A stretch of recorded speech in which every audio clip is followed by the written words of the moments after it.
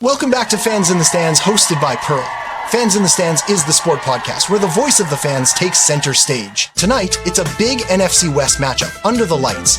The Arizona Cardinals and the Seattle Seahawks are both sitting at 2-1, and only one walks out of Glendale with early control of the division behind the 49ers. And you know, we've got you covered. Our all-star team of Derek, Roger, and Scotty are here to break down every angle. From Kyler Murray versus Sam Darnold to the battle in the trenches, to which defense can take over in crunch time, we're hitting it all. Fans, it's your show too, so get ready to sound off, drop your hot takes, and ride with us through tonight's showdown. Kickoff is 8:15 p.m. Eastern on Prime Video. What's up, fellas? What's up? What's up, Big Daddy? What's up? What's I up? can't call it. Hey, everybody. Peace. What's going on? What up, Can hardly hear you, Pearl. 1 2 1 2. I can hear you. Okay. I ain't know. You know what? It's something changed up on me. My bad, y'all. Good evening, everybody. Welcome back to another episode of Fans in the Stands, your number one Thursday night football pregame podcast. I'm your host, Chef Earl Pearl at DB Chef TV, breaking down tonight's NFC West matchup with our sensational crew, Scotty A, Big What D, up? What up? What up? and Big Roger, aka Feisty the Fact Finder. Good evening. That's what I'm talking about. Card, say it. Right. That's all. So yeah, we're gonna go ahead and get into tonight's questions, y'all. First, before we do that, we want all y'all wonderful fans, make sure to hit that like, share, and subscribe button, because when we go live, we never want y'all to miss an episode. With both teams beginning the season with a record of 2-1, which team made the biggest early season statement? Good question right out the gate, Pearl. And I think that question is definitely one for a great start out to a huge debate. I think these teams are both so evenly matched. The Seahawks beat the Saints and the Panthers and lost to the 49ers. No, it's beat the Steelers, I'm sorry. And the Cardinals beat the Saints and the Panthers and lost to the 49ers. I think the bigger win probably at that time was the Seahawks going on the road to beat the Steelers, but I can't think of two more evenly matched teams tonight for this NFC West showdown. So my initial answer, I don't think either one of them are standing out more than the other, being that the 49ers are 3-0 in that division, and they both are tied for second place. So this will be a big game for both teams to step out and get ahead of the other. Derek, I mean, I think the question was basically to pick a side, not say anything lateral, you know. Roger starting out the gates, Derek. There you go. You There you go. All right, keep score, A-Ran. There you go. I'm on it. You gonna straddle the fence? I'm sorry, I can't straddle this time. Well, I gave what my answer was. My answer wasn't straddling the fence. I said, didn't nobody really impress me with the 2 wins over like average teams, like, and they don't lost to a fairly decent team that has a lot of injuries. So nobody really has impressed me coming right out the gate, Mr. Feisty the Fact Finder. I get it, dog. I get it. But I'm not in the same mindset. Okay. I think basically the Seahawks have been more impressive team. You know, the last couple of weeks they had 2 blowout victories. You know, so it might just took a while for the oil to get to the engine, but now it might be running smooth. Offense, defense, special teams, they're looking pretty decent. I'm more impressed right now with the Seahawks. Arizona could be undefeated right now if it wasn't for a late Mac Jones drive with under a minute to go, kick that winning field goal for San Francisco. Mm-hmm. But they also could be 1-2 because they were up 20-something points in the fourth quarter against Carolina and let Carolina come back to win 5 points, which Carolina got the onside kick and could basically win the game with less than a minute left. So to me, it just seems like Seahawks defense is getting better. The offense is getting a little chemistry, and it just seems like they're becoming a better team. Arizona, it seems like they're still trying to find their way a little more. Pearl, Who's keeping the clock on this? I mean, don't our answers supposed to be fairly to the point and precise, Mr. Scotty? Hey, I mean, he gave an eloquent with his answer. Like, I know he's the fact finder, but he just want to come out the gate giving all the love. We didn't ask him what, the breakdown of the games and all of that. We just, come on, Mr. A-Rant. Listen. Well, he did say he was coming with it this week, Derek. So I guess he coming out the blocks. I see. But I disagree with him. He went with the Cardinals, right? No. And he went with Seattle. You said Seattle. Okay. Well, your soliloquy, like Derek said, was so long. I forgot which one you said. Okay, that's right. But he said it in the first sentence, and then he went on. I'm gonna keep it simple. I'm gonna keep it simple for you guys. Okay. Both the Seahawks and the Cardinals played the 49ers. The Seahawks lost by 4 points, and the Cardinals lost by 1 point. So if you do that spread, you'll think the Cardinals was the better team. But you gotta look at you gotta look at who the Seahawks played. They did beat the Steelers by 14. So with that playing, the Cardinals only beat the Saints and the Panthers. Hell, those two high school teams, Roger. Pittsburgh ain't much better. They just on the schedule. Pittsburgh better than them two. So I got to go with the Seahawks. Okay, good. Now I will. You mean the Cardinals? No, I mean the Seahawks. So they beat Pittsburgh. Okay, right. He based it on and I kind of see that, Mr. A-Rant. I think we were kind of saying that you came with another perspective, and I kind of was trying to say the better win of those 2-1 teams was the Seahawks beating the Steelers. But right now, the verdict is not out on how good the Steelers are really going to be this year, even though we all are waiting on the old Aaron Rodgers to show up. But we'll see. And their defense is not playing like it normally does. So let's just see later on if that really was a significant win or not.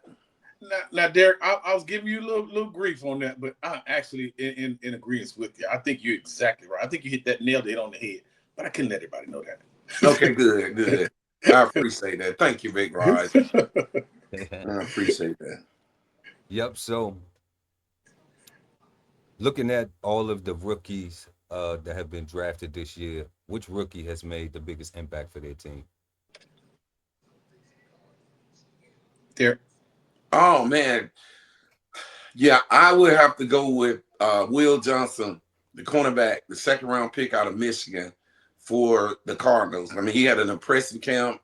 He's one of the only rookies that's actually starting right now, and he really was impressive against the Saints. He was playing man-to-man against their number one receiver, Chris Olave, and out of 7 attempts, he only gave up 3 passes for 32 yards, and he almost had an interception. So,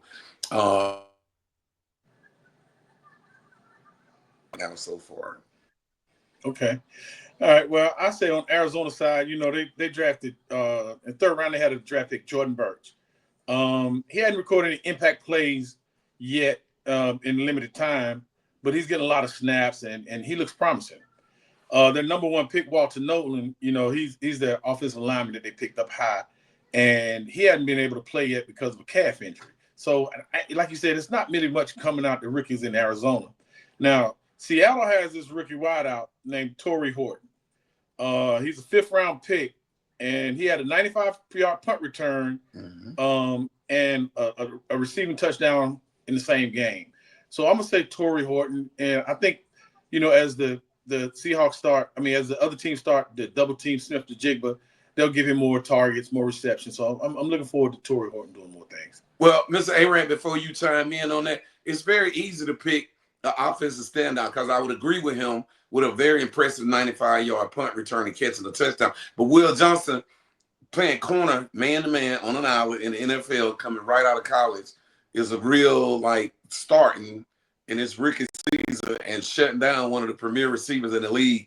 I think sometimes, even pass breakups, they stats, but they show up not like a 95-yard punt return or, of course, a touchdown, but being able to take one half of the field and be a shutdown corner in the NFL is real impressive too. Oh, without a doubt, without a doubt. You know, Will Johnson came in with a big fanfare. If it wasn't for his injury at Michigan, you know, he'd have been probably a top 10 pick. 100%. So I think a lot of good point, Roger. A lot of it was expected of him, but you know, being a cornerback myself, shutdown corner myself, you know, I respect that, Derek. Shutdown corner. Did you hear? Not just a corner. Not just a corner. Shutdown corner. Do you see how he liked to self-promote? 1 week he was a spelling bee champ in the 2nd grade, and now he's shutdown corner. I mean, what is gonna be next? If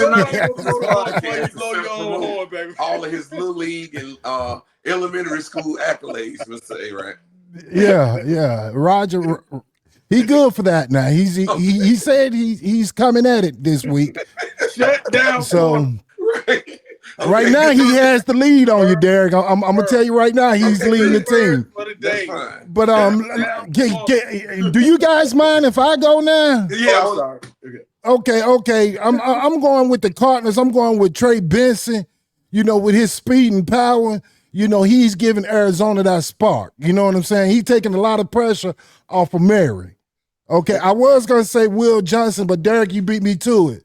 Okay. So, you know, with his 3 breakdowns and interception as a rookie, he's having a damn good season. Oh, yeah. Now, as far as the Seahawks, I got to go with Brandon Mary. You know, for a rookie, Derek, he played our inside defensive line.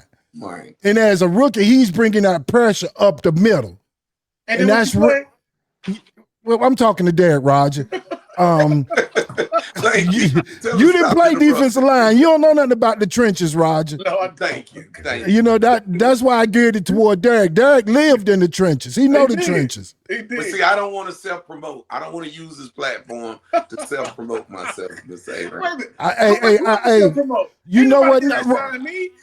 I thank you, Derek, for being so humble, and I feel you. Right. So that's pretty much what I was gonna say. That rookie coming up the middle for the Seahawks, he's a bad boy. Okay, I would have to agree with that. They started early, Pearl. Yeah. Actually, Roger, I took your side first time. You did, baby. You did. That ain't the part I'm talking about. Y'all still bullying me. Okay, so how does this game impact the NFC West standings? It impacts it tremendously, as I kind of said in my initial, like, who was most impressive. 2-1. They both have already lost to the 49ers. 49ers, despite all the injuries, are 3-0 with 2 of those wins coming inside the division. So a team getting 2 losses right now, this early on, going to have a tough sled and trying to climb back into the race to either, number one, win the division or even make it to the playoffs. So I think this game is imperative for both of them. That's why I think it should be a big contest on tonight. I also agree with you, Derek, that going down 0-2 and having a team right now that's undefeated in the 49ers, you know, will put you way behind the 8 ball when it comes to a division champion or actual wild card berth. You don't want to go down 0-2, and it'll be just a kind of a hole to dig out. Doesn't mean it's over. That definitely means it's over. It's still the 4th game of the season. You have a 2-2 record, but your 2 losses will be in the division. So I agree. I agree completely there. All righty. As far as a win this early in the season, for the NFC West is significantly important. You know, a win improves their seeding in the NFC, you know, which can affect, you know, your matchup in the playoff, who you match up with, you know, or home field advantage. Yeah. So, and plus, a tiebreaker. In case of a tiebreaker, whoever wins this game wins the tiebreaker. Mm-hmm. So this game is very, very important in the standings. 100%. I totally agree. Very well said, Mr. A-Rant. Well, thank you, Derek.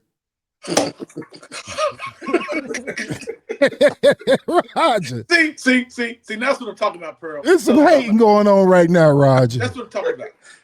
It's turning into hate. So I gotta blow my own horn.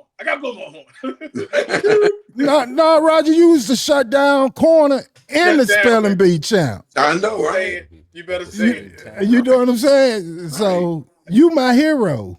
Say it, baby. Love you, boy. Right. I love you back.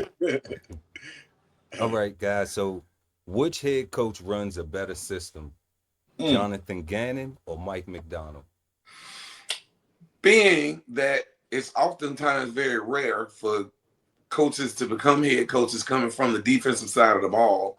So we have two head coaches tonight that come from being former defensive coordinators. But I would probably have to get a nod to Mike McDonald, being a protege of that Rex Ryan, Baltimore Raven, that real tough, hard-nosed, physical type of defense. He emphasizes, being disguising coverages and pre-snap reads and stuff. So I would have to get that to Mike McDonald. He last year had the Seahawks in the top 10, and that defense has just been steadily improving. So I would have to get a nod to him. Okay. Now I got to go back on my own words, and I fussed at Derek for straddling the fence, and this question here basically had me straddling the fence. Oh my God! No, not you straddling the fence, sir. Okay. Give it to me. Basically, they're both the same kind of coach. Like Derek said, they're both defensive coordinators, got head coaching positions, and they're going head to head. Now, Jonathan Gannon, he was a top. His defenses in Philadelphia were top of the line in NFL, and he's brought that physicality defense style to the Cardinals. He's in his third year, and the team is on an upward trajectory, winning 2 of his first 3 games. His defense ranked 31st his first year. They ranked 15th last year, and right now they're 7th. So he's working. I think he's still a few pieces away from getting exactly where he wants to be, but he's definitely in an upward trajectory. Now, Mike McDonald, coming over from the Ravens, he same thing, Derek, same thing. He had the Ravens top of the line in the NFL. He plays a lot more aggressive than Gannon. He blitzes more. He sends it. He'll blitz his cornerbacks. He'll blitz his linebackers, and he just real aggressive, especially on third down. I heard a commentator say that the Seattle by the end of the year may have the best defense in the NFL. I'm not so certain about that, but the way they played the last couple of weeks was definitely a statement. Even though they, like I said, they played the Panthers and the Saints, the Pittsburgh and the Saints, whoever they play. Anyway, well, one of the other reasons which I acknowledge Mike McDonald is I think he's one of the best defensive-minded guys that's doing more with less. I mean, other than name another big-time starter on the Seahawks defense when they've been notorious for having the Legion of Boom with superstars all across the field, from the D-line to the linebackers in the secondary. But I don't see them having those types of personnel, and he's still been able to coach them up and them buy into his philosophy and his scheme, and been doing a great job. Well, they've drafted really well, Derek. They've drafted corners, Kobe Bryant. They drafted Witherspoon as safety. They've drafted a secondary. Good point, Roger. A strong secondary in the last few years. So they're not new. They're not big names. But they could be big names soon. Okay, good point. Now I agree with both of you fellas. Both these coaches are young. Both of them have strong defensive background. As far as Gannon, he run a flexible scheme. Adapting the personnel. He emphasizes on depth. He runs a lot of players. If you watch him, he run a lot of players on and off the field. As far as McDonald, he's a disciplinary. He's hungry, He brings the energy. And plus, he's changing the locker room down there in Seattle. And, that's half the battle, is getting the players to buy into your scheme. And that's what they're doing in Seattle. So I got to go with McDonald. Okay. I'm with it. That was good. That was good stuff, brother. That was good stuff. Thank you, sir. Roger, I picked you on that one, too. It seems like Mike McDonald's running the table on this one.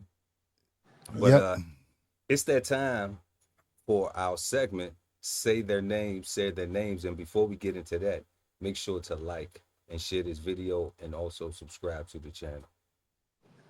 At Fans in the Stands, we pride ourselves on bringing something fresh and unique to sports podcasting.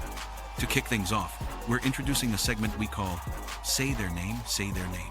In this game, The host spells out the names of professional athletes, and our panel takes their shot at pronouncing them without butchering them, we hope. And here's where you come in. Viewers, jump into the comments and let us know how you think the panel did. Were they close, way off, or downright hilarious? Either way, it's all about having fun together.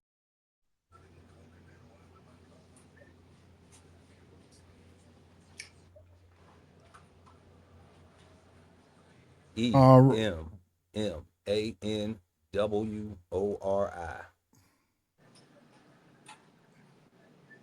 All right, I'll jump on that one first. Okay.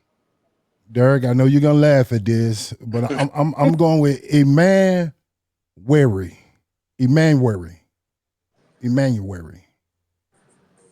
Actually, I think that flowed and it sounded just like it looked like it was spelled, Mr. Aaron. So I can't laugh at you on that one. I thought that was very well said, Mr. Aaron.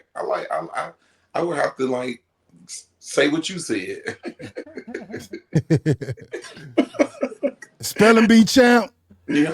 I agree with Derek on that, dog. You actually came out the bag with a nice absolute shot. Y'all just making me feel good. No, y'all just making me feel good. Y'all set me up. No, dog, that was good. That flowed out. You didn't even butcher. I think it's correct. I didn't feel like you butchered that at all, and you actually like said that very eloquently. No, Thank you, we're sir. not gonna get eloquent. We're not gonna do that, Derek. Dang, Roger, you gonna give a man a little credit and take it right back. What's up? Right. Pearl, what did you think, Pearl? What do you think? How did he? I think it was eloquent. Thank you, Pearl. That's my guy. Thank Thank you, Pearl. You know what? No, don't start hating, Roger. Don't start hating. Don't start hating.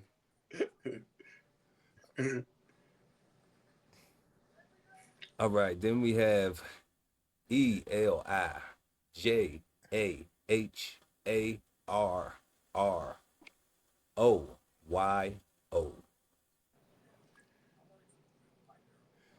Go ahead, Greensboro. All right, let me go with Elijah Ario. He was doing so good. Okay, Ario. Elijah Ario. Okay.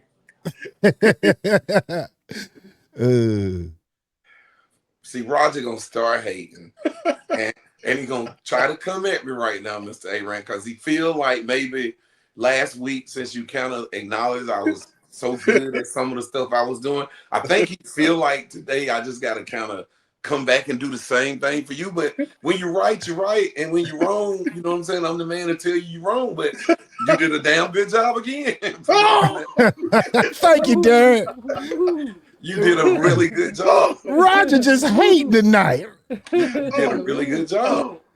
Okay, what you think, Roger? One thing about me, I have a red on, but I got no hate in my blood. But there's some but to this. Elijah, you nailed. I mean, you just hit that. You was a one shot with that hammer. Pow. Okay. That last name you butchered, baby. You butchered. Give it to me again. Say it again. Can I hear it again? No. Right. You say it. I like that. No. Elijah Arroyo. That is a very common Hispanic name. Arroyo. He did his homework, Derek. He did his homework. He must have put it in. He must have asked Siri. He got Siri to help him on that. Oh, no, sir. No, sir. He probably did. No, he sir. cheated. He cheated. Oh God. Let's go, Pearl. No, I'm not even in. I'm not in on it. It's just you guys. I remember the basketball player Carlos Arroyo. See what Carlos Rican. what? Carlos Arroyo. See, that's what I said. Team Spelling Bee Champ 1. Yeah, that's how I learned it back then. But yeah, okay, definitely. All right, that's what's up. Raj won that. He won that one right there. Clear cut. Pearl, I agree with you. Sorry for it, Pearl. Quick. Raj won that. You were too kind with your telling Scotty that he didn't butcher the first one. That was too kind. That's my dog. All right, we see where prayer going, Derek. I know we do. We do. Okay.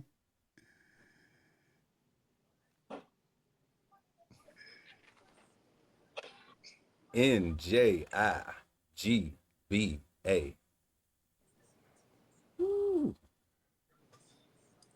Well, I'm gonna say the J is silent, so I got to go with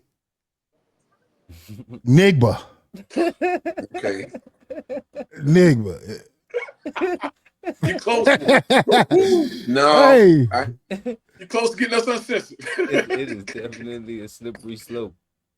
What's his last name? Put it back up for me, please, Pearl. Put it back up. I would have to say the J is vocal, Mr. Aaron, and I would say Najigba. Najigba. Najigba. Najigba. Now I've heard. Okay. Now this is a receiver from Ohio State, and the J is definitely not silent. But I've heard it pronounced in two ways. The way Derek just said it, Najigba, and I think when he was in college, they were pronouncing it Njigba. So I'm not quite certain to 100% on how it is actually pronounced, but it's one of those two. Good shot, Derek. Good try. Roger I like Scotty's way better though. That's 2 in a row for Roger. He's hot, Derek. Well, no. We can't give him that one because he basically, acknowledged that I said it correctly right there. Yeah. Aaron. So we can't give him. Okay. All righty. That's what's up. NWOSU.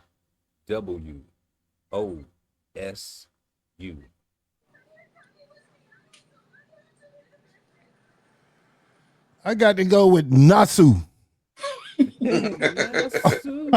On that one. Wait. Can I get a rewind? What was that? You heard it the first time, Roger. No. I'm going to say Nawusu. I think it's Nawusu. Nawusu. You know what? I think a lot of these names come up. And guys, if you ever watching your name comes up and we butcher it, it's not purposely done. We do this all in fun. We wouldn't try to say your last name out of disrespect, but we know we're just having fun with it. Now, some of these names in these cultures are pronounced, like the O, like Dick, you just had the O sound like a U and the U sounds like an A, or whatever. I think this was pronounced just like it's spelled, Nwosu. Derek said Nwuso, but I don't know. I don't have a correct interpretation for this either. But Spelling Bee Champ says Nwosu. Okay. Just because he can spell don't mean he can pronounce neither. Now let's make a distinction there, please, too, bro. You was a second grade spelling bee champ, but that don't mean your pronunciation. It's second grade, D. Like it needs to be. I do think what you said though, Roger, was correct about our third word, and I think the fourth word is enunciated or pronounced the same way. It's in, just like the in. In Jigba? Jigba. I think it's in Wosu. Wosu. Yeah. Okay. Hey, Pearl, you sounded very distinguished right there. He did. That came from a very well-educated man, the way you broke that down. Thank you, Pearl. My mama had me as some rites of passage situations growing up. So, Hey, Derek, did you see how Roger was eating it up, though? Yeah. He was listening to Pearl like he listened to the professor. I mean, like he was hanging on every word. Reeled him in. Y'all wrong. Hey, Derek, do you see the bond that's going on? I do see it. I see it. Okay. It's just not me. No, it's not you, Scotty. It's not you. It's in Wosu, but it is the end, though. We do give him the end, put some respect on his name. 100%. That's all. OLUWATIMI.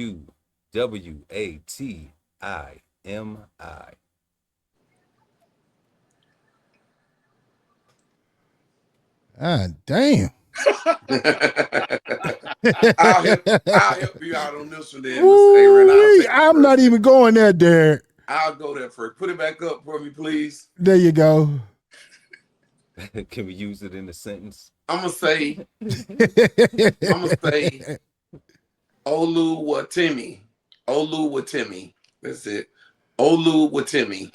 That's exactly what I was gonna say, Derek. Okay, thank you, Miss A. Like mine, what happens in Greensboro Exactly. happens where? Oh, stop it.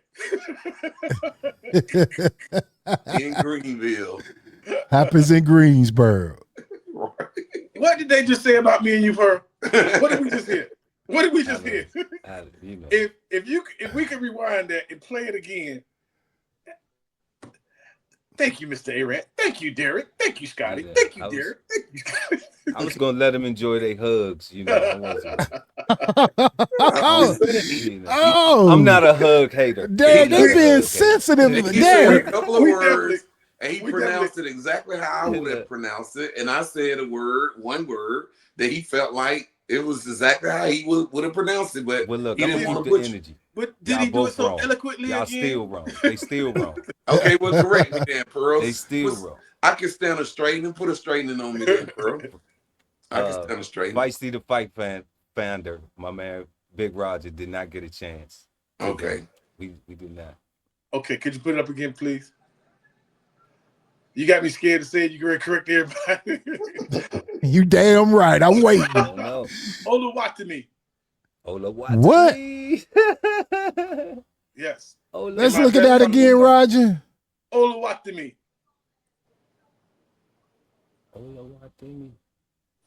Olo. I don't see the low. All right, give us some straightening, Pearl. What we look like? Oluwatimi.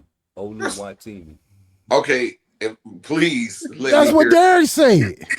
He said Timmy, and he said Timmy. It's T. It's T like T.I. Timmy. That's the Southern drawl, dog. That's the Southern drawl. You can't get that out. I know.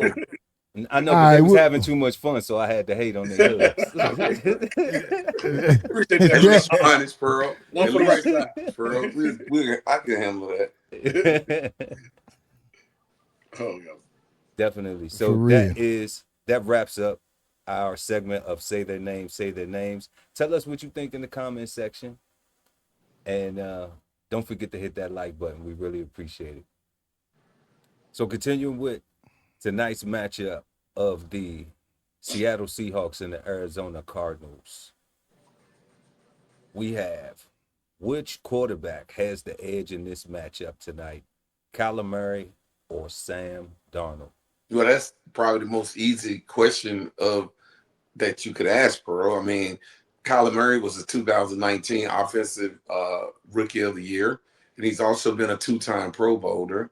And currently, he has a 91.9% passer rating versus an 80.7 passer rating for Sam Darnold. We know Sam Darnold has been a well-traveled kind of first round, could have been a bust, but Kevin O'Donnell in Minnesota revived his career.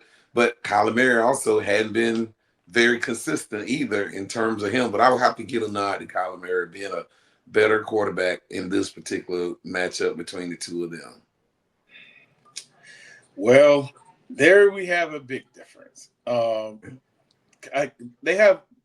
has a better career passer rating, but this year Sam is 8th, while Kyler is actually 16th. And I'd like to give the edge to Kyler Murray because I like Kyler Murray. But, watching their games, there seems to be a disconnect between him and his weapons.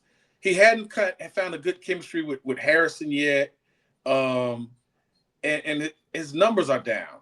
He's not scrambling as much, and his passing yardage is like 30 yards less than average. But, Sam Darnold had a big year last year in Minnesota. And after the first game, which was mediocre, his last two games, he's kind of stepped up. He's getting some chemistry with his receivers, Najigba and Horton, and he's throwing the ball out of the backfield a little bit. So I'm giving the edge to Darnold this game. Well, Roger, when you mention Donald, you say his weapons. He only have one weapon. I mean, he has a solid arm, okay, and he know how to game manage, okay. Mm-hmm. Now, Mary, his athleticism, he's a playmaker, and he have a quick release. And Mary can change the game with one big play. He has that capability. So by far, it's Mary. I got to go with you on this one, Derek. Okay. And if I correct me as I'm wrong, can you read the question again? It didn't say. Read the question again for me, Pearl, please. Which quarterback has the edge in this Okay, he matchup? said the better quarterback for this game. So I feel like the better quarterback and the most athletic quarterback, like Mr. Aaron said, on the Thank field you, tonight. sir. God damn it. Kyler Murray. Now, Sam Darnold is actually playing well right now, but I don't think he's a better quarterback. Now, we went back a couple of weeks ago. Remember when we were talking about Dak Prescott and Jay Daniels and Jalen Hurts. and Jalen Hurts, right? And he goes, what is Dak Prescott throws a better ball, you know, like he likes splitting hairs, bro. We can't let him do that. Just keep him on track, bro, please. You got it. Okay, Go ahead, Scotty. I'll go with Derek this time. Go ahead, Scotty. He already did. He already did. So Whoa, Roger. Please stop drinking the Haterade. Please stop drinking Haterade. It's okay. How will Arizona's secondary handle Seattle's quick strike passing attack? That's the big question of the night, Pearl. The Cardinals secondary is literally depleted. That great rookie, Will Johnson, that I was talking about earlier, is questionable for tonight. So that's going to be a big gap in their defensive coverage. And they also out cornerback Garrett Williams is on the IR. And I just think that that's probably the big challenge tonight is, and can some of the backups step up and fill the shoes for some of the starters and make some plays? Because I will say this, fights to the fact finder, Sam Darnold is definitely thriving in this new system in Seattle. He's completing 70% of his passes, and a lot of his passes are for 9 yards or better. So he's throwing the ball down the field and looking to make big plays. So that's going to be a big key to how this game turns out tonight, with how the secondary can shut down Seattle's potent offense attack. And I did say Sam Darnold had the edge tonight.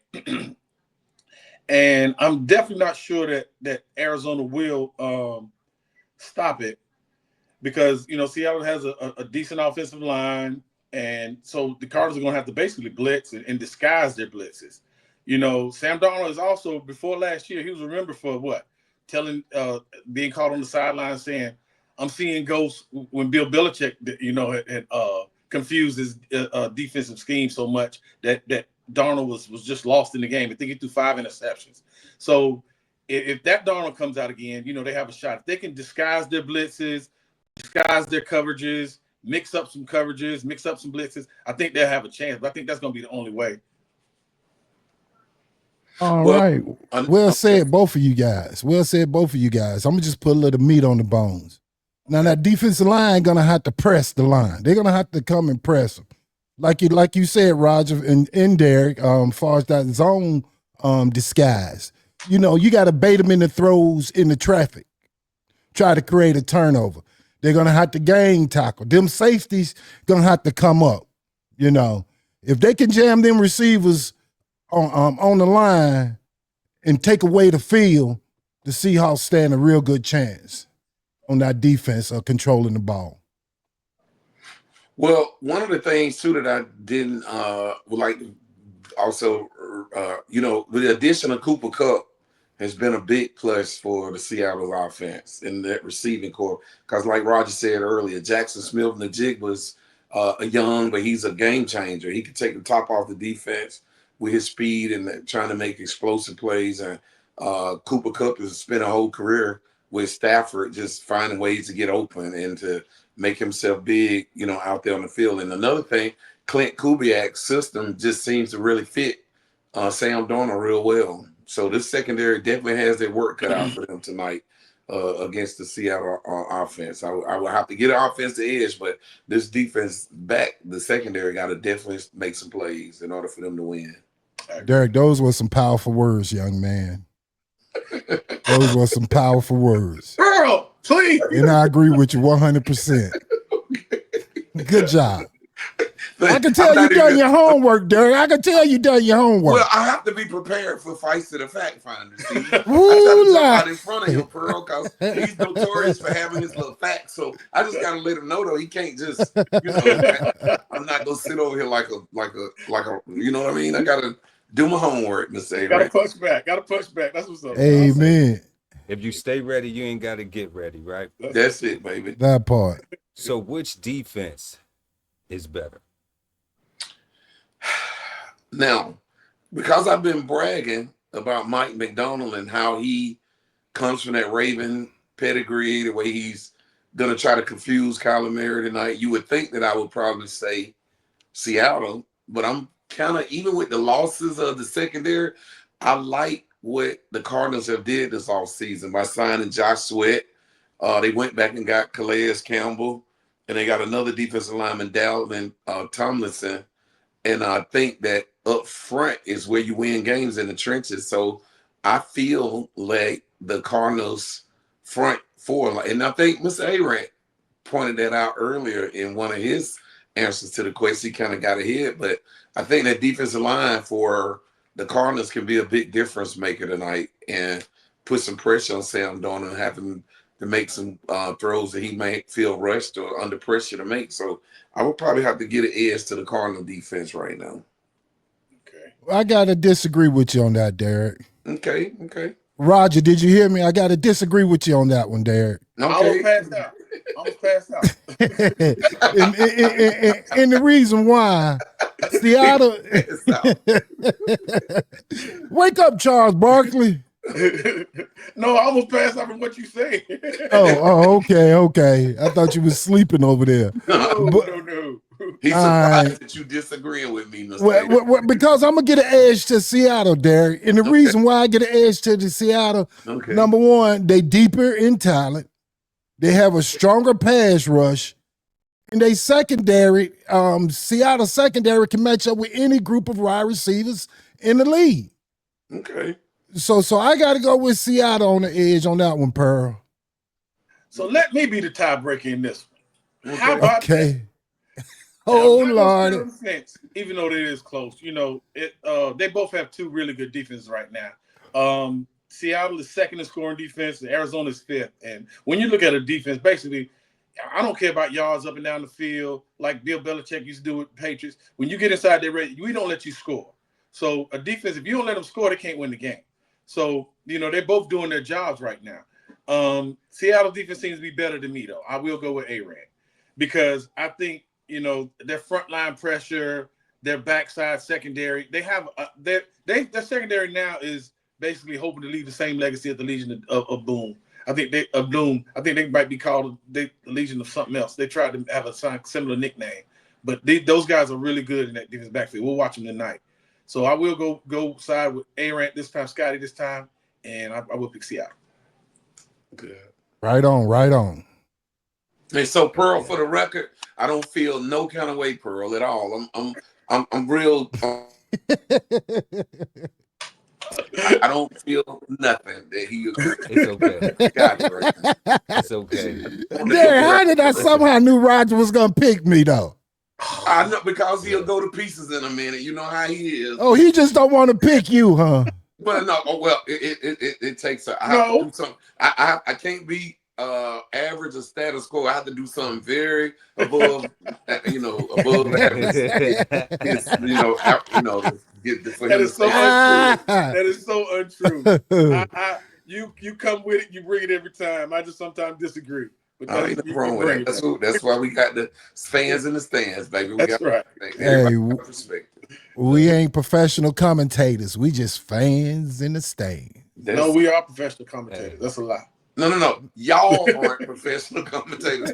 See how well I speak? I'm not. I'm definitely, Pearl, would you not give me the edge of being a very polished professional commentator over here, buddy? Oh, I think the whole crew is sensational. So okay, great. Oh, good answer, Pearl. Great answer. Great answer. Pearl always on point. He's so political. I think everything that like a good meal, it takes time for it to cook. So that's it, baby. I love it. We cooking. I'm only joking. I had to try to shock myself out a little bit Mr. A-Ray, because Roger in the first 2 minutes of the segment start promoting his cornerback shutdown. He did come out of the gates promoting himself there. I mean, I was so uncomfortable. The 3 words of the day. Myself, but I'm just trying to fit in. Pearl, the 3 words of the day. Shut down corner. Shut down corner. Shut it all the way down. Yep. So y'all, it's time for our segment called Seahawks or Cardinals. I'm going to ask 5 questions, and the panel will answer Seahawk or Cardinal. It's time for Seahawk or Cardinal, where our host Pearl will ask our panel 5 questions. They will answer Seahawk or Cardinal and tell you why. Okay, so our first question is, if you were reincarnated, which one would you come back as? A Seahawk or a Cardinal? I would definitely come back as a Seahawk, baby. I mean, how a Seahawk is a big boy bird, and that's what I represent. Everything I do, I'll do it big. Have you ever seen one? I kind of agree with you, Derek. A Seahawk, I would say, is a big bird. An eagle, a golden eagle is a big bird. A Seahawk is more of a medium bird. But on them dives, they can reach speeds up to 200 miles an hour on a dive. You know, with them talons will rip you in half. So I like the vicious of a Seahawk. So I'm rocking with the Seahawk as well, Derek. Now be careful, Mr. A-Rant, because you gave a very good fact right there, and the fact finder might feel some kind of way. You went out and got the facts of how the velocity of how they fly, Mr. A-Rant. So I just want to point out, very well done right there, sir. Thank you, sir. I heard it. He said 200. I'm going to check it. Please do. He's done checking. You gonna fact find? I got to check it. Yeah. All right, guys. But hey, look, if it don't, it sounded so good. It was great. It sounded so good.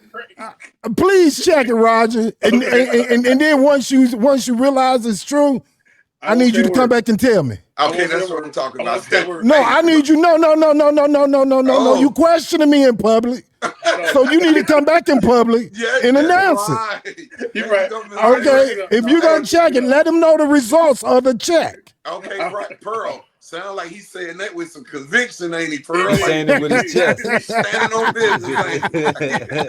He's like, no, you checking me in public. Go find it out and come back and straighten that in public. I hear you. Okay, you're right. All right, Pearl. Could you ask the question again? Yes. Yes. If you were reincarnated, which one would you come back as? A Seahawk or a Cardinal? Okay. They both said Seahawks. Have you all ever seen a Seahawk? Really? Probably not, because he's flying 200 miles an hour. You see it. He got jokes, Derek. All right, look. I've seen a Cardinal, and I would come back as a Cardinal because a Cardinal just fits me. Let me tell you something about a Cardinal. A Cardinal has, for one, a striking appearance. Thank you. A Cardinal also has a beautiful song, strong vocals.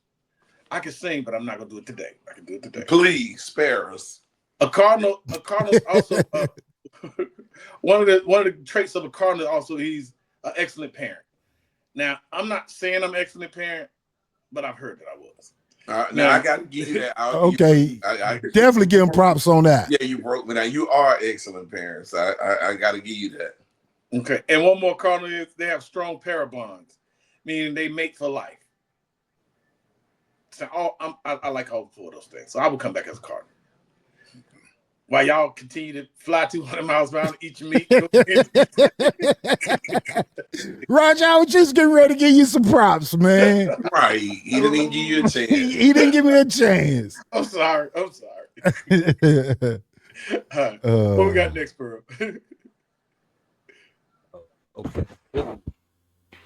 I will come back as the Cardinal. I don't get a go. I mean, I will come back as a Seahawk, even though I don't get a go. Hold on, which one you coming back, Pearl? You said both of them. You come back as Seahawk or Cardinal? No, I was going to the next question, right?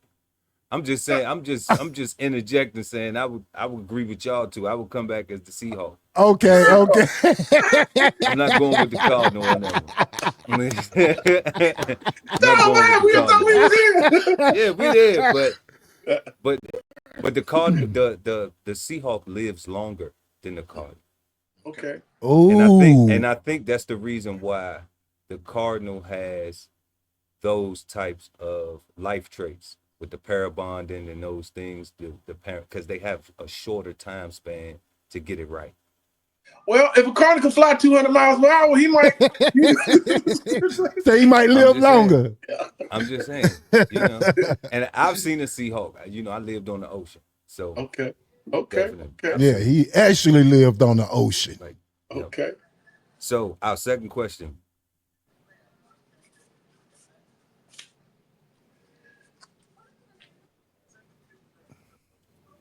If you could be the head coach for any team, which team would you use? Oh, for either team, which team would you choose? Seahawk or the Cardinals? I would choose the Cardinals because I like the weather in Arizona versus living in Seattle where it's kind of cold and rainy a lot of times throughout the year. So for the only purposes of and I think, if I'm not mistaken, Arizona may not have state income taxes either. I think Arizona, Texas, Florida. I don't know, but I don't fact check that, Roger, because I'm not sure. I'm not. He gonna fact check it, Derek. But I think Arizona don't have state income tax. But I would absolutely love the weather, and I spent a lot of time in Tempe and in Phoenix traveling for other sporting events. So I love the weather out there, and the scenery is beautiful. Okay. He just went to number 3, but if I could coach either team, I would coach the Seahawks. I think they have a better younger base. I think they have more talent. I think they have a more stable ownership. And I think, they're only a few pieces away from actually being a contender. So right now I would probably pick Seattle. All righty. Well, Roger, I got to agree with you on this one right here. And the reason why I choose Seattle, because I played defense. I'm a defensive-minded person, and Seattle gives me more weapons on defense, Even though they secondary, I'm a defensive lineman, but Seattle secondary, if them corners cover them receivers, that give me more time to get to the quarterback. Mm-hmm. Which I did often. So I picked that up from you earlier, Roger. I like it. I love it. So that's why I'm gonna rock with Seattle. Okay. Ooh. It's a lot of self-promotion in here today, baby. Let's see it. A lot of self-promotion. Fans of the stands. Come back. Trying to finish it. I love it. There it is. All right, our third question.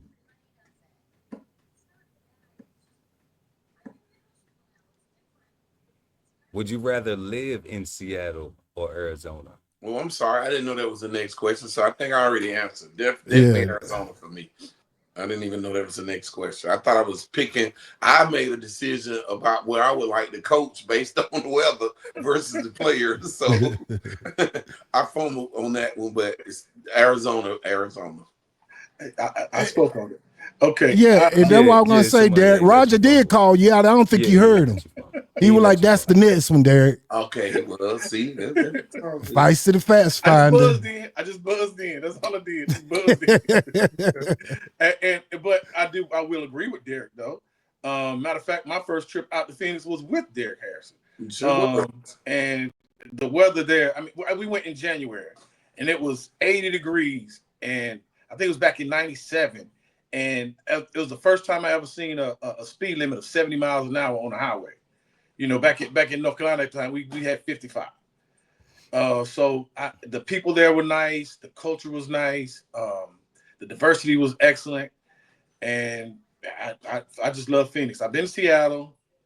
They say it rains all the time, but it didn't rain much when I was there. But I still love Phoenix more.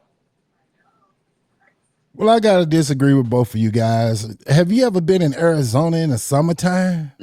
Yeah, it's hot. Ooh, you can't even go outside. You know, and I have a pair of Newfoundland dogs. So, you know, with all that fur, my dogs will have a heat stroke. And plus, they water dogs. Yes. So all the rain in Seattle, I take my dogs swimming, you know. Well, So one thing about Phoenix, dog, every house has a what? A pool in the back. Every house.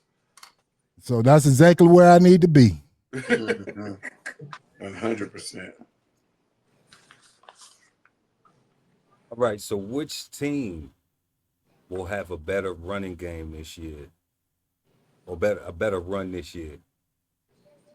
Seahawks or the Cardinals? Okay. Before y'all answer that question, I got to get Pearl because you're struggling a little bit with that spelling bee. A better run this year. I'll start off. I think Seattle have a better run this year. They have pretty much the same schedule as Arizona, but I think they match up better with some of the teams that they play against. Because a lot of teams will try to pass the ball more when they're behind, and they're fit to fight that. So Pearl, like he tried to get me earlier, I'm gonna straddle the fence only because I can't really pick one or the other because I think it's gonna come down to consistent quarterback play. And that's one of the challenges that I've been seeing from both of these quarterbacks. Like Kyler Murray can have a week where you see him out there, and I mean, he looked like one of the best quarterbacks ever been in the NFL. And then you pick a parlay card and you go with Arizona, and he mess around and like you be like, what in the world? Why and what did he throw that ball at? And Sam Darnold, which got better in Minnesota last year and is doing a great job right now, but sometimes he is who we think he is and who he thought he was. So, it's hard. It's a toss up for me. I just think it's going to come down to consistent quarterback play, and whoever's quarterback plays the most consistent would probably have a better season. Well, I gotta go with. I'm agreeing with you, Derek, but you didn't really give us an answer, really. Right, and I said that. You know, so with that, I'm gonna answer for you. Okay, go ahead. You know, and what you said as far as the quarterback, you know, I feel like Mary, he's stand more of a chance of being hurt during the season by him being so mobile, you know. Okay. With Sam, I feel like he's a more consistent, more reliable type of quarterback, you know, for the long haul of the game, you know. And I think that the Arizona Cardinals have a better chance of replacing Sam than excuse me. Arizona, I have a worse chance of replacing Mary than Seattle replacing Sam. Okay. So I think that's it. Did I confuse you guys? No, I'm with you, dog. I'm with you. I got you. Okay, gotcha.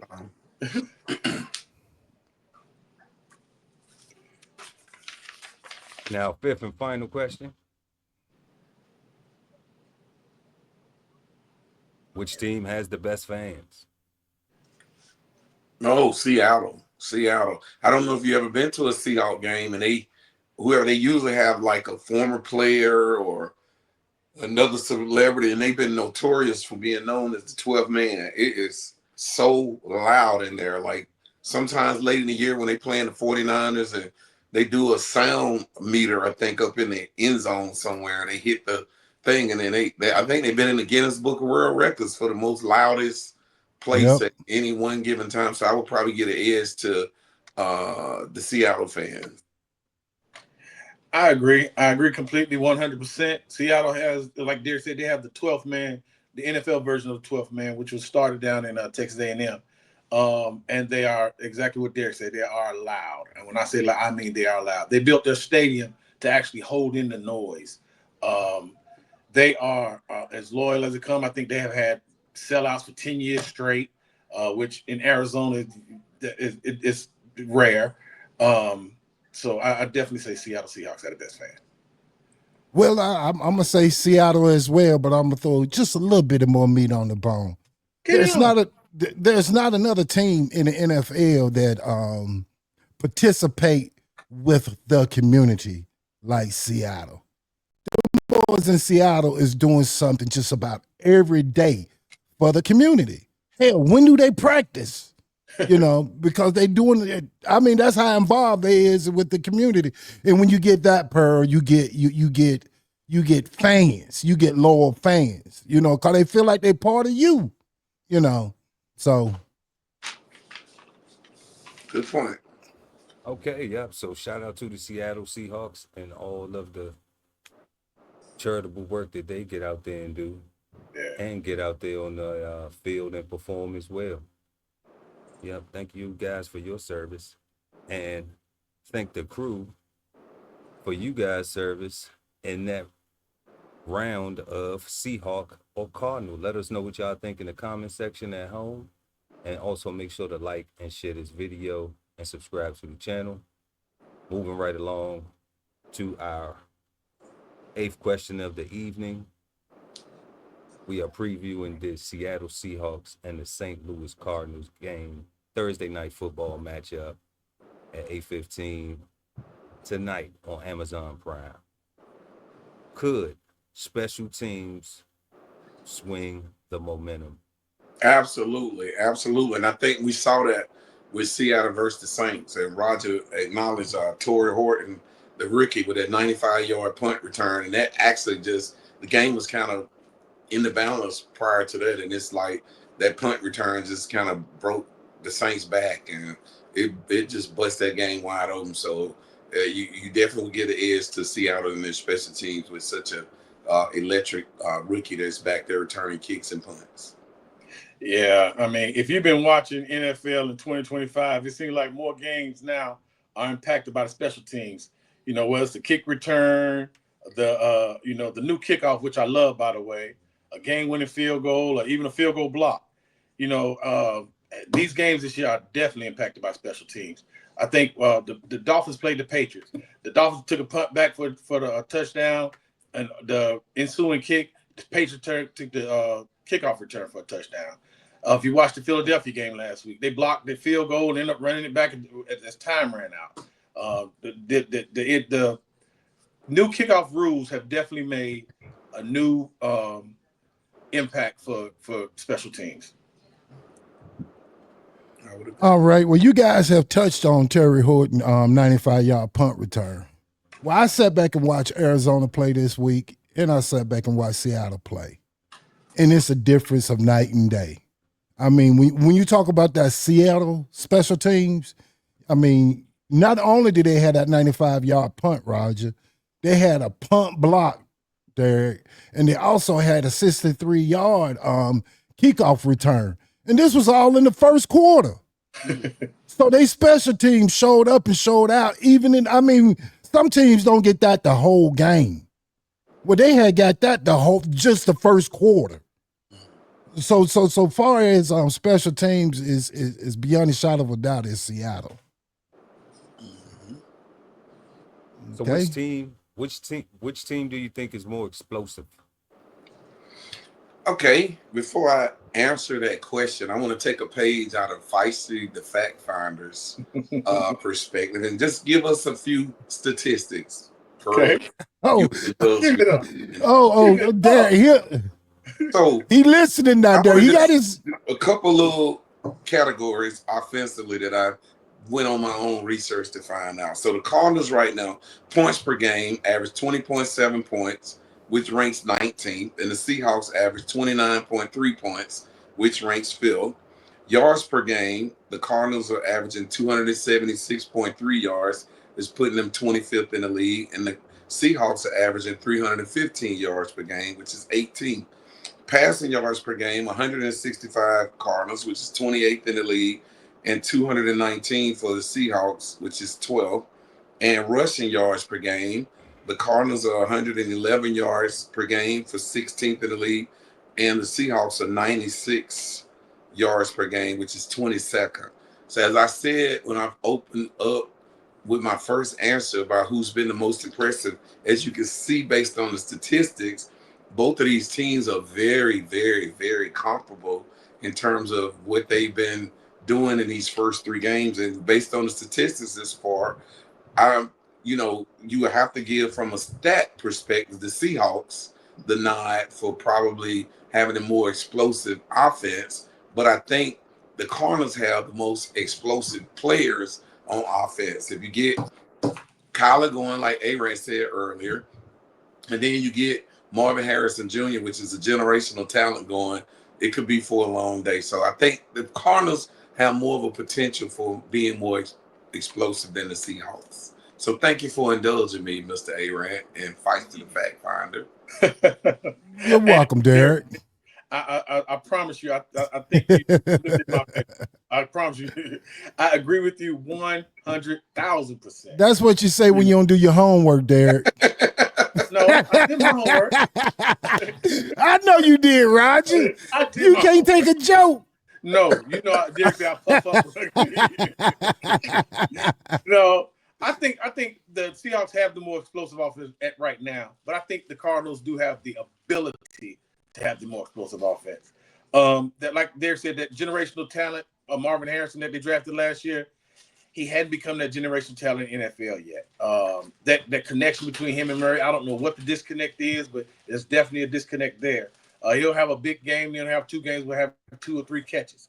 So when they can get that going, when they get the running game back, the running back's now injured, so Trey Benson's stepping in. So, if they can manage to get some chemistry with that offense, then they have the ability to be more explosive. But right now, they're not. They're just not. Well, I want to agree with you, Derek, but I can't agree with you on this one, my brother. Okay. The Cardinals, I think they put too much emphasis on Murray. I think he carried too much pressure to make plays. The Seahawks, they proven. Did y'all watch the game this past Sunday?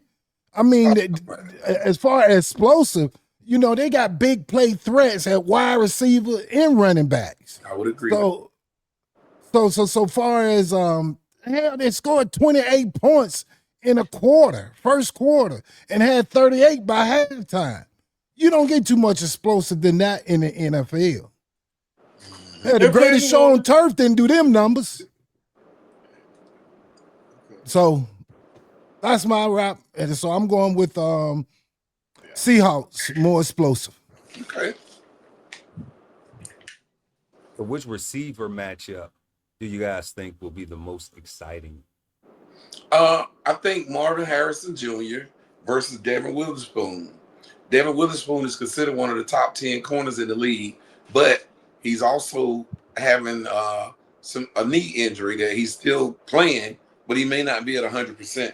So hopefully the Cardinals will be able to exploit that and get us some one-on-one matchups with very early on and see just how well that knee gonna hold up. But I'm interested to see that matchup. One of the top premier corners in the league versus, like Roger said, a generational talent in Marvin Harrison Jr. So I'm looking forward to seeing that matchup.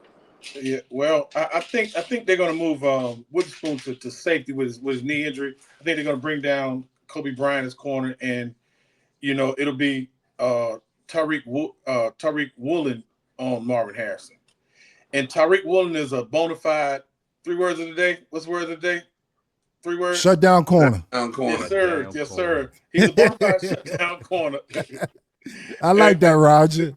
And Marvin Harrison in his second year as supposed to be generational talent, like Derek said. He has to be able to separate himself from the cornerback. He has to be able to get himself open.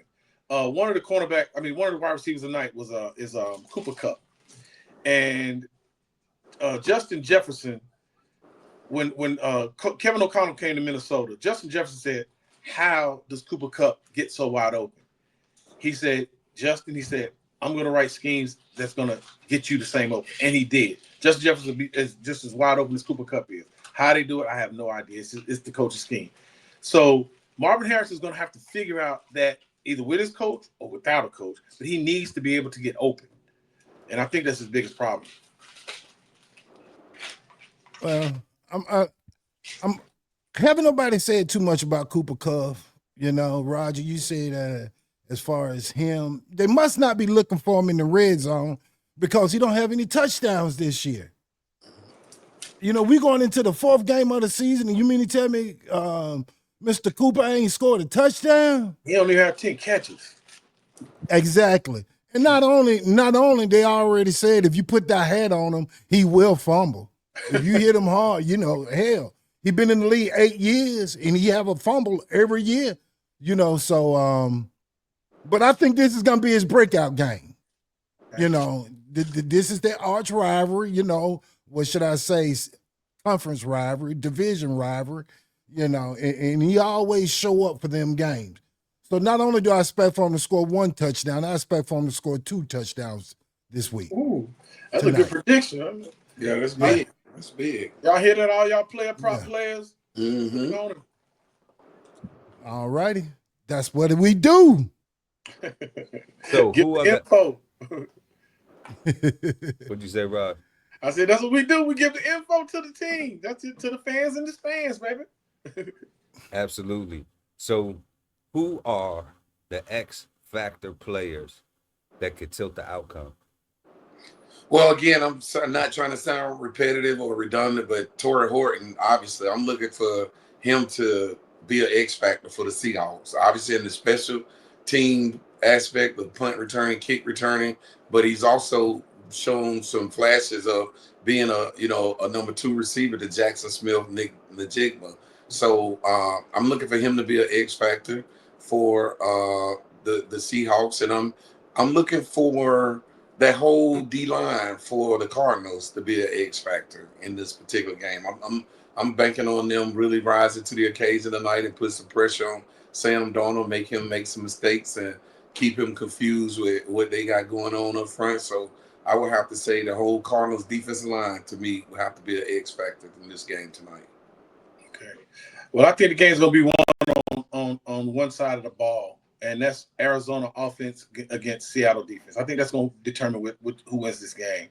And I think the X factor for Arizona is going to be Trey Benson. You know, he's stepping in now, and if they can't run, it makes their offense one-dimensional. And I think, you know, like I said before, they don't have the chemistry in the passing game yet to, I believe, to be able to prove that.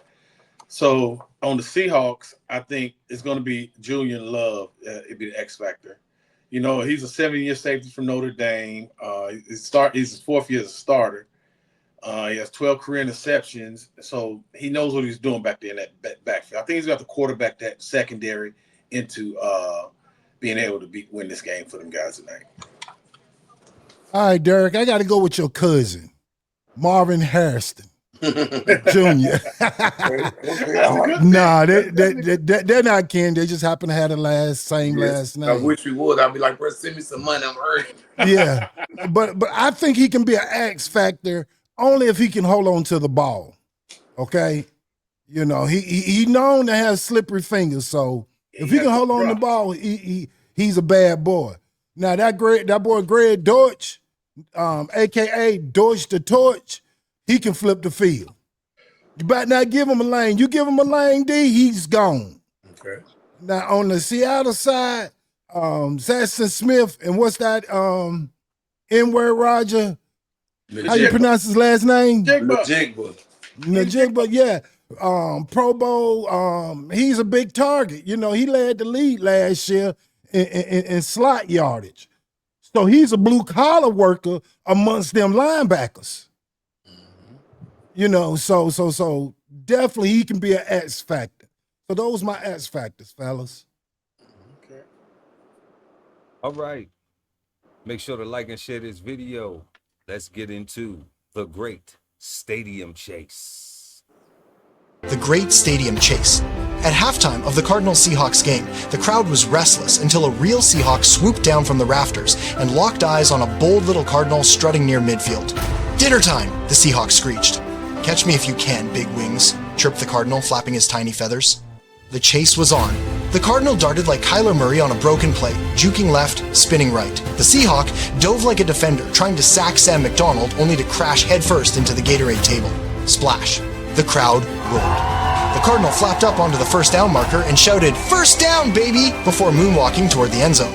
The Seahawk tried again, talons out, but slipped on a nacho tray some fan had dropped in the stands. "Foul on the nachos," the referee yelled, throwing a flag. By now, the Cardinal was dancing in the end zone, doing the gritty. The Seahawks sulked back to the sideline, muttering, "Next time, you little nugget." Final score of the Great Bird Chase, Cardinal 1, Seahawks 0.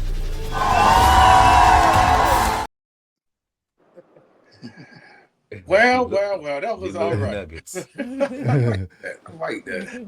I appreciate it. I know we're gonna do shout outs later, but I just want to commend Mr.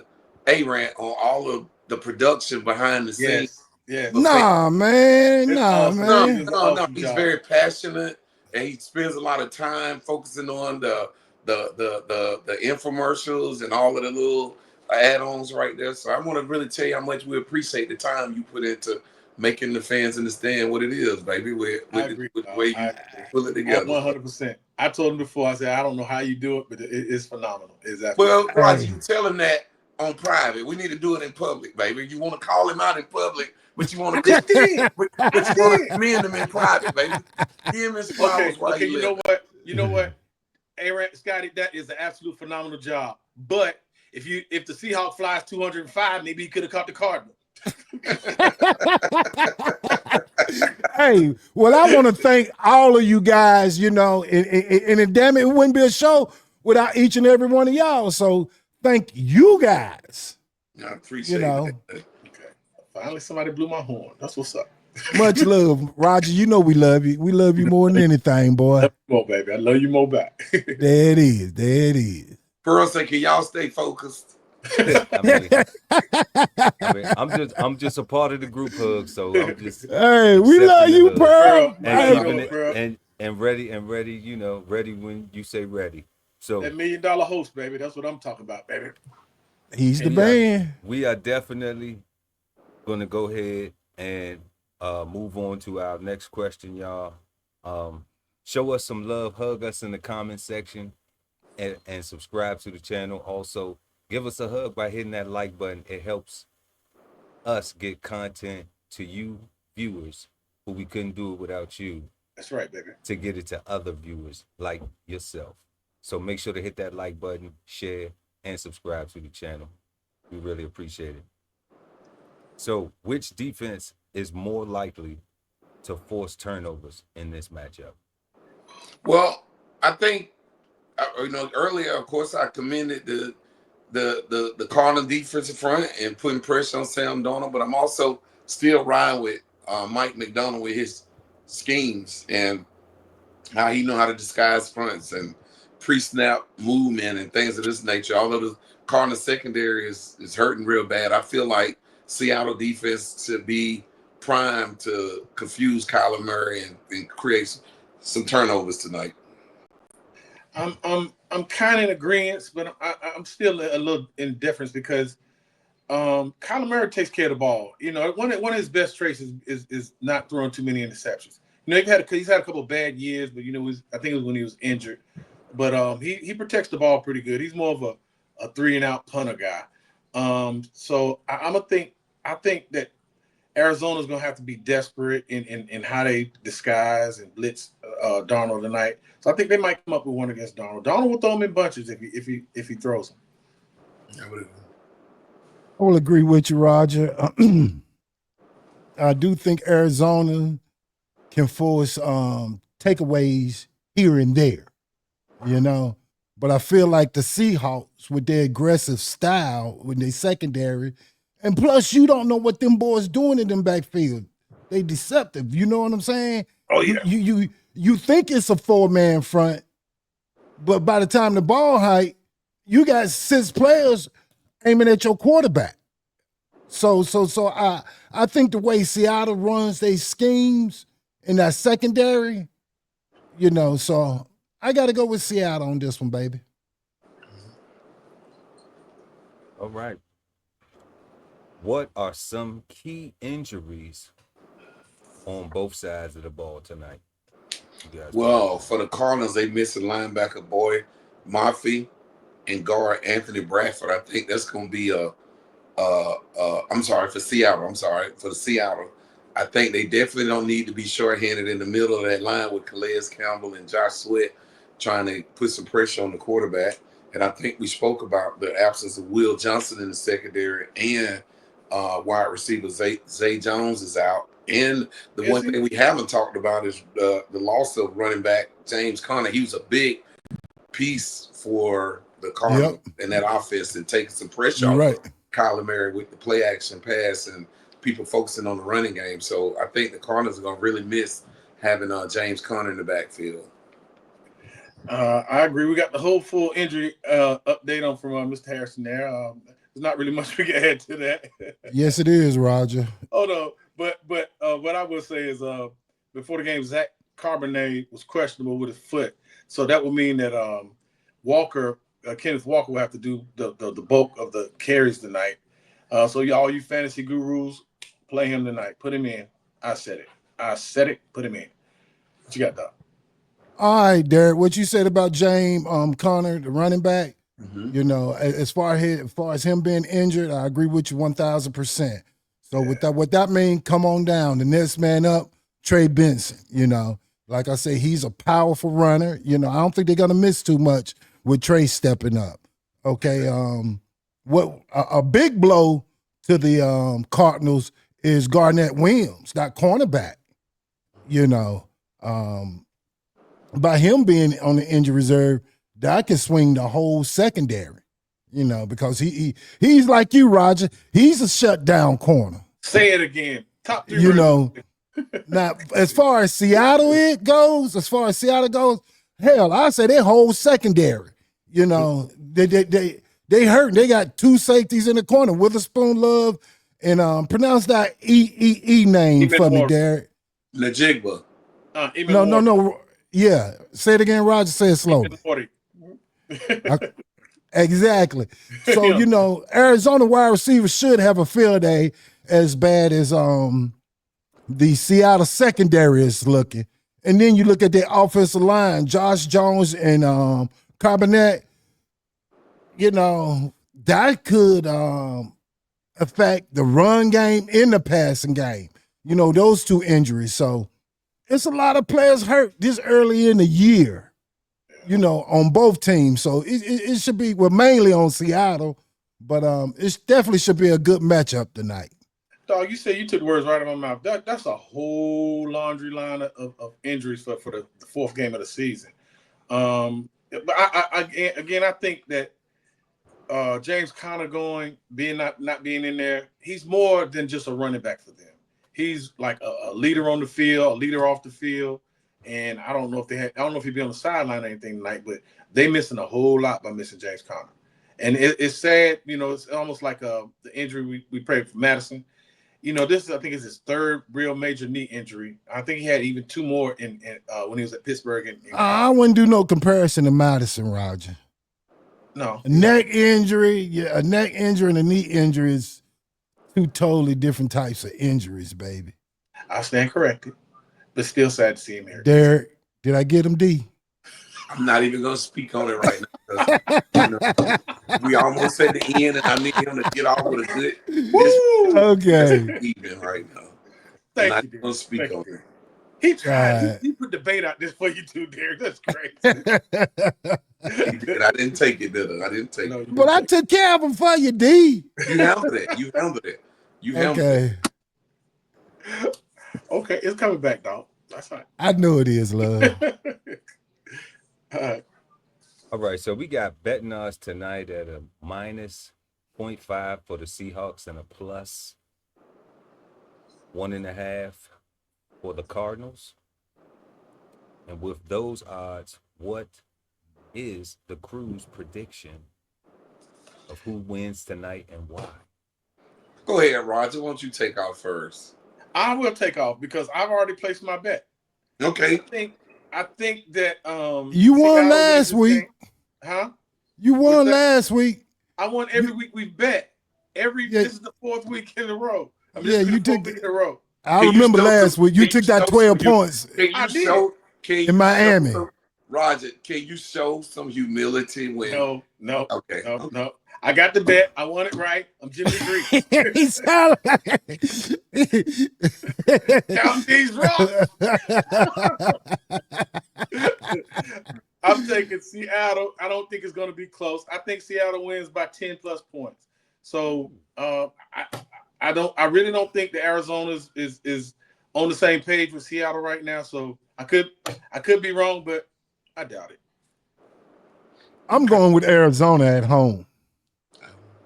I'm going with Arizona at home by 3. Upset. It got to be an upset. Now, Pearl, Roger going to be upset because, Roger, you got to call it what it is with the man. I don't even understand how you read my mind. I was going to say the same. These two teams always play each other tough. It's a division rivalry game. You got to throw records out the door. I will give, even though Arizona has more of a retirement type fan base, that they stadium ain't really no difference maker for as a home field advantage, but they are at home. And I'm like him. I think it's going to be a very close game, and I'll give the Cardinals a 3-point upset win. I mean, Scotty, you called it, brother. I have to agree with you. Not so fast there, my brother. You already picked your team, Roger. I did, but I just want to give him something on that. Arizona playing at home means absolutely squat. They are 6-3 at home last year, 2-6 the year before, 1-7 the year before that.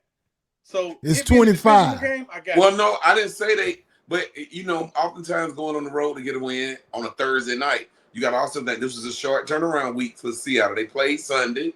They had to practice, and then they got to travel yesterday. So typically on Thursday night games, you got to take into consideration the team that has to travel sometimes may not have as fresh legs as a man who done been sleeping at his own bed and going right to the street and drive to the stadium. Great point, Derek. Hey, Roger. Yes. Hey, I'm not gonna bet you online, but as soon as we get off, I'm gonna call you, and I want them 10 points. No. You said Seattle gonna win by double digits. I didn't say I bet that. I said I'd take about -1. Bro, don't let him fumble and. You backing out of it, Roger. Stand on business, Pearl. That's your boy. You need to stand on business.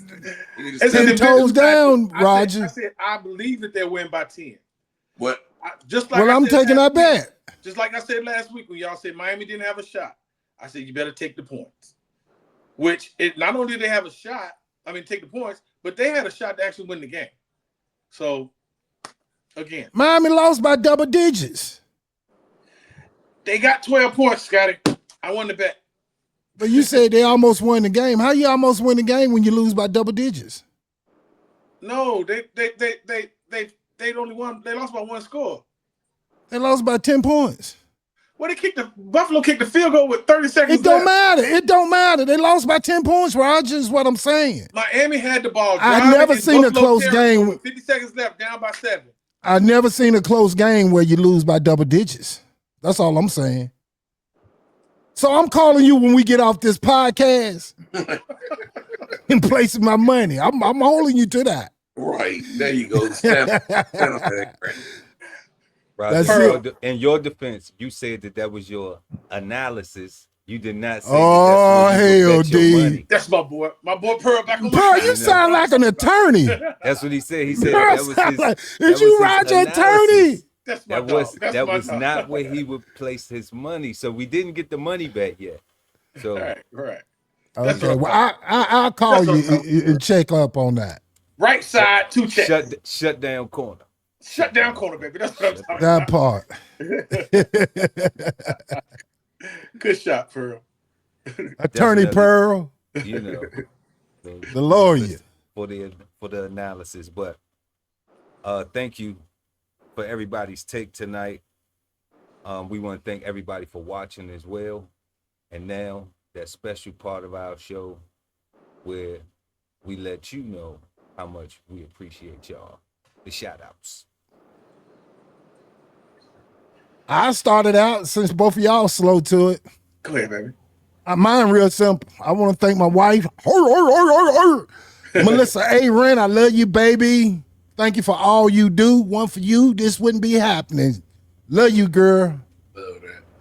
I'm gonna send a shout out to my boy Otis Morris, who got the No Excuses apparel and sent me some shirts to wear. Want me to put them on the podcast. So shout out to my boy Otis. I always like to shout out my son. Keep working hard. Keep your head up. Keep doing your rehab at Wake Forest. And the sky's the limit for you and all your potential. So shout out. And I want to shout out all the fans that's been subscribing, all the people I've been grabbing their phones and touching my bracelet with so they can pick it up and Right. a member and subscribe to the fans in the stands. We appreciate y'all. That's right. That's right. Well, I'm doing a road show tonight, so I'm gonna give a shout out to my wife who's been so patient with me while we're doing this podcast. Sharon, thank you. I love you. And I We love you, Sharon. I also want to shout out all the fans and the viewers and the subscribers. We thank you. We can't do this without you again. And keep watching. We'll keep bringing it, baby. Yeah, ditto. Hey, Ditto. As we bring Fans in the Stands to a close, we want to thank each and every one of you for tuning in. At the end of the day, we're all fans. Let's respect one another, celebrate the game we love, and enjoy the camaraderie that makes sports so special. From all of us here at Fans in the Stands, we love you, man. Oh, by the way, can you hit the subscribe button on your way out? You will be helping our platform tremendously. Enjoy the game on Amazon Prime. Subscribe. Subscribe. What's up? I'm out.